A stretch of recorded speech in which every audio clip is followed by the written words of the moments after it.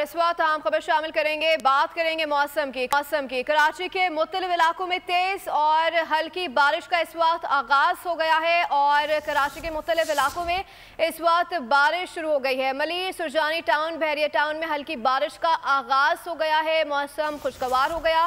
कराची के मौसम के हवाले से अपडेट कर रहे हैं। अबुल हसन अस्वानी रोड, गुलिस्तान जौहर, गुलशन इकबाल में बारिश का आगाज हो गया है। कराची का मौसम सुहाना हो गया। कराची के मुख्तलिफ इलाकों में तेज और हल्की बारिश का इस वक्त आगाज हो चुका है। हम खबर से इस वक्त आगाह कर रहे, कराची के मुख्तलिफ इलाकों में तेज और हल्की बारिश। बलीर और एतराफ तेज बारिश। सुरजानी टाउन, बहरिया टाउन में हल्की बारिश इस वक्त जारी है। कराची के मुख्तलिफ इलाकों में तेज और हल्की बारिश का सिलसिला जारी है।